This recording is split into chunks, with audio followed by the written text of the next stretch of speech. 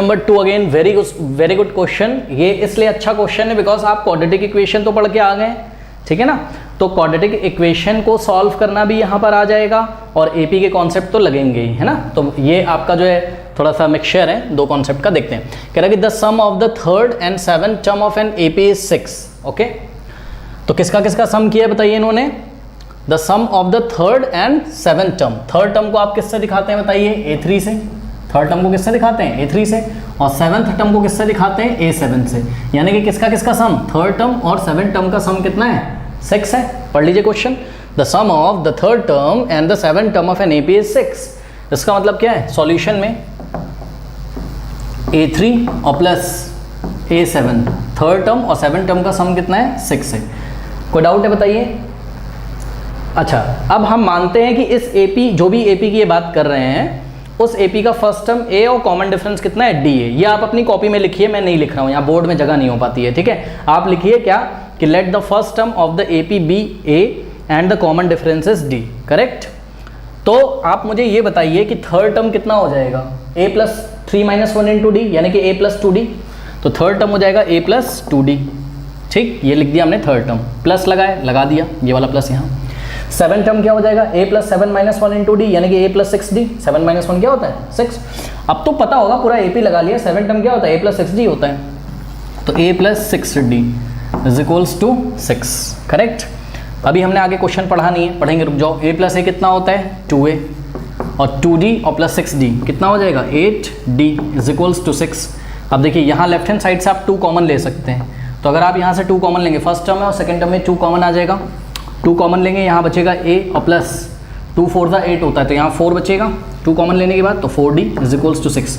Now dividing by 2 both side. तो 2 से हमने लेफ्ट में डिवाइड लगाया, 2 से हमने राइट में, 2 से 2 कैंसिल, 2 1 जा और 2 3 जा। तो यहाँ से आगे आपके पास क्या, a plus 4 into d is equals to 3। Okay, now this is equation number 1। Correct. अब आइए क्वेश्चन आगे बढ़ते हैं। कह रहा है कि एंड देयर प्रोडक्ट इज, ये देयर किसके लिए लगा हुआ है भाई, देयर मतलब उनका प्रोडक्ट, किनका प्रोडक्ट, थर्ड टर्म का और सेवन टर्म का। And the product of and their product is 8, मतलब थर्ड टर्म और सेवन टर्म का प्रोडक्ट कितना है, प्रोडक्ट मतलब मल्टीप्लाई कर दें तो हमको कितना मिलता है, 8। किसको किसको मल्टीप्लाई कर दें, थर्ड टर्म को सेवन टर्म से, यानी कि A3 इंटू A7। इसमें कोई डाउट है बताइए, थर्ड टर्म का प्रोडक्ट किसके साथ लेना है, सेवन टर्म के साथ, और आंसर कितना आ जाएगा, 8। ठीक है। अब देखते हैं जरा क्या करना है। दिस इम्प्लाइज थर्ड टर्म क्या होता है, a प्लस 2d, यानी कि a प्लस 2d, और ये थर्ड टर्म है, इसको ब्रैकेट में लिख लीजिए, फिर इनटू ये ब्रैकेट में रख लीजिए ऐसे। सेवन टर्म का वैल्यू क्या है, a plus 6 into d is equals to 8। Okay, आइए इसको सॉल्व करते हैं। क्या आ जाएगा, a into a square plus, एक काम कर सकते हैं, पता है क्या, समझो, देखो एक काम करते हैं, हम इसको सॉल्व नहीं करते, वेट करो, देखो थोड़ा इजी करते हैं। कैसे इजी होगा, जो फर्स्ट इक्वेशन हमने बनाई थी वहाँ से हम a की वैल्यू फाइंड कर सकते हैं d के टर्म्स में। तो फर्स्ट इक्वेशन से हमने a की वैल्यू फाइंड कर ली। From first equation a is equals to क्या हो जाएगा, 3 माइनस 4d को राइट हैंड साइड भेजो तो 4d नेगेटिव हो जाएगा, यानी कि a की वैल्यू कितनी आ गई, 3 minus 4d। Now putting a is equals to 3 minus 4d in this equation. Suppose ये इक्वेशन नंबर 2 है, तो आप अपनी कॉपी में लिखोगे putting a is equals to 3 minus 4d in equation number 2। आइए पुट करते हैं। ध्यान दीजिएगा स्टूडेंट्स, a की जगह कितना रखना है आपको, a की जगह 3 माइनस 4d रखिए, 3 माइनस 4d। ओके, और प्लस 2d तो है ये, फिर into a plus 6d। a की जगह क्या रखोगे आप, 3 माइनस 4d और plus 6 into d is equals to 8। अब आपको ये समझ में आ रहा होगा कि अगर हम इसको सॉल्व कर लें तो a और d की वैल्यू आ जाएगी। अब क्वेश्चन देखिए क्या पूछा है, find the sum of first 16 terms of the AP, यानी कि फर्स्ट 16 टर्म्स का सम निकालना है, यानी कि S16 निकालना है। तो S16 निकालने के लिए आपको फर्स्ट टर्म पता होना चाहिए और कॉमन डिफरेंस पता होना चाहिए।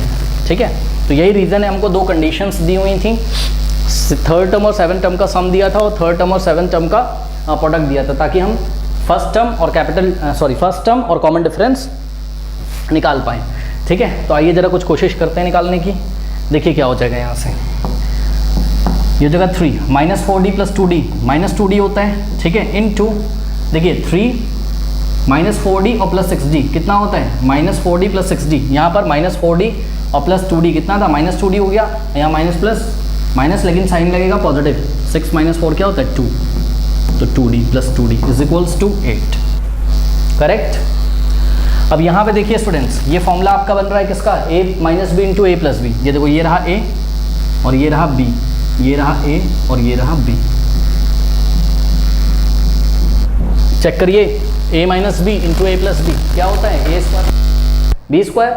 तो फॉर्मूला लग जाएगा यहाँ पर, हो जाएगा a square minus b square is equals to 8। अब a की जगह आप क्या रखोगे, 3 यानी कि 3 का स्क्वायर, और माइनस b की जगह क्या रखोगे, 2d यानी कि 2d का ब्रैकेट में रखना है 2d का स्क्वायर। ओके, सॉल्व करते हैं। 3 का स्क्वायर क्या होता है 9 माइनस, अब देखो ये स्क्वायर 2 को मिलेगा, d को भी, 2 का स्क्वायर होता है 4 और d का square d square is equals to 8। Correct. अब 9 को राइट हैंड साइड भेज दो, क्या हो जाएगा, माइनस 4d ऐसे ही रहेगा, माइनस 4d स्क्वायर ऐसे ही रहेगा इज इक्वल्स टू 8 माइनस 9। हाँ भाई, यहाँ पे सॉल्व करते हैं तो क्या आ गया, minus 4d square is equals to 8 minus 9, minus 1 होता है, ये आ गया माइनस 1। करेक्ट। अब देखिए बोथ साइड माइनस आ गया, माइनस 1 से बोथ साइड मल्टीप्लाई कर दीजिए, या तो आप बोल दीजिए सीधे कि भाई माइनस से माइनस हटा सकते हैं हम, या बोथ साइड माइनस 1 से मल्टीप्लाई कर दो, माइनस माइनस हट जाएगा।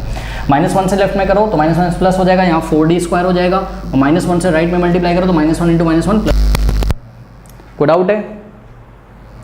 या आप एक काम कर सकते थे, सीधे सीधे कर लो, क्या ध्यान से चेक करो, डिवाइडिंग बाय -4 बोथ साइड कर दो, खत्म कहानी। डिवाइडिंग बाय -4 बोथ साइड, -4 से बोथ साइड डिवाइड, तो -4 से -4 कैंसिल, और ये माइनस से minus cancel, d square is equals to what, हमारा आ गया d square is equals to 1/4। Correct. कोई डाउट है बताइए? अब यहाँ पर एक बहुत इंपॉर्टेंट चीज़ ये है कि जब आप यहाँ से स्क्वायर हटाएंगे स्टूडेंट्स, ध्यान से चेक करिएगा जरा, डी स्क्वायर अगर 1/4 है तो डी इज इक्वल्स टू क्या हो जाएगा, स्क्वायर हटाओगे तो 1/4 पे क्या लगाओगे, स्क्वायर रूट। लेकिन क्वाड्रेटिक इक्वेशन में आपने पढ़ा है ये डी स्क्वायर है, मतलब ये डी में क्वाड्रेटिक इक्वेशन है तो डी की 2 वैल्यूज आएंगी, आपको आगे प्लस माइनस भी लगाना पड़ेगा, तो यहाँ प्लस माइनस भी आपको लगाना पड़ेगा। ठीक है, तो यहाँ पर ध्यान से चेक करिए, प्लस माइनस हमने आगे ऐसे ही लगा दिया। 1 का स्क्वायर रूट क्या होता है 1, और 4 का स्क्वायर रूट होता है 2। कोई डाउट? d की 2 वैल्यूज आई हैं बच्चों, ध्यान से जरा चेक करिएगा, d की 2 वैल्यूज आई हैं, एक बार d is equals to plus 1/2 लेंगे और एक बार d is equals to minus 1/2 लेंगे। बात समझ में आई कि नहीं? इसको हटा दूं तो देखिए, ध्यान से चेक करिए क्या होगा, केस वन क्या, when d is equals to plus 1/2, d की वैल्यू एक बार पॉजिटिव 1/2 लीजिए।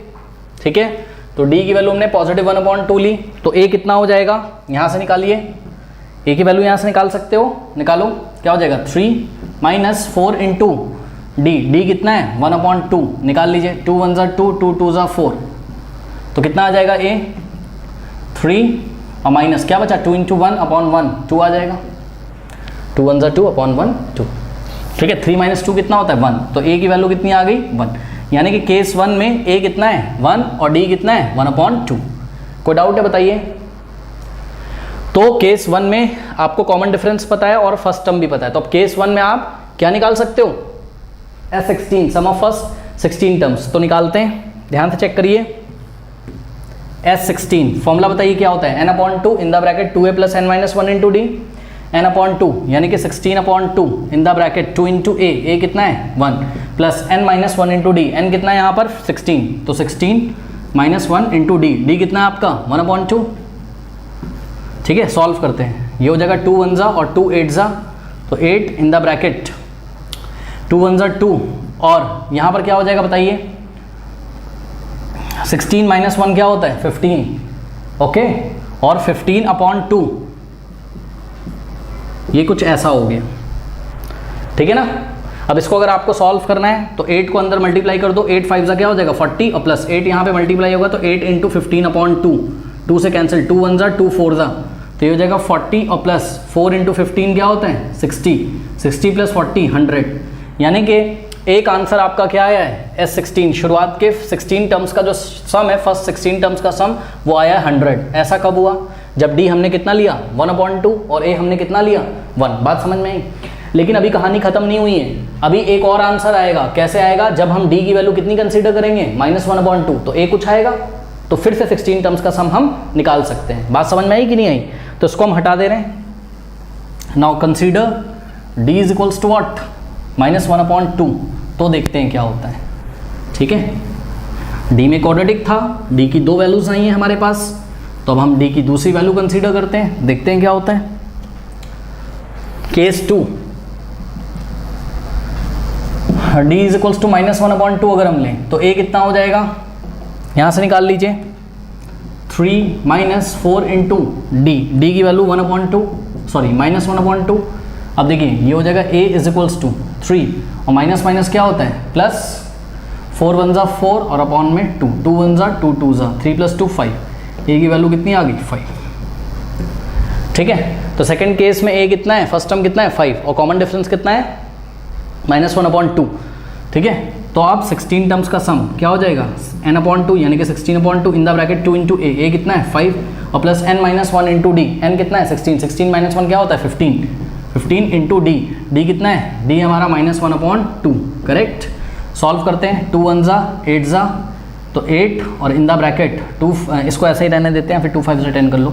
अब ध्यान से चेक करो बच्चों, प्लस माइनस क्या आ जाएगा माइनस और 15 इंटू 1 15 और बाय 2। ओके, 8 को अंदर मल्टीप्लाई करो तो 8 इंटू 10 80 और प्लस माइनस माइनस तो 8 इंटू 15/2। सॉल्व करेंगे, 2 1 ज़ा 2 4 ज़ा तो ये आ गया 80 और माइनस 4 इंटू 15 होता है 60, तो आ गया आपका कितना -20। ठीक है, तो S16 कितना हो गया -20। यानी कि आप आंसर चेक भी कर सकते हो एक बार बुक से। ठीक है, कोई इशू नहीं है, आप चेक करिएगा। There are total 2 answers. Okay, कुछ गलती हुई है आई थिंक, यस कुछ गलती हो गई है।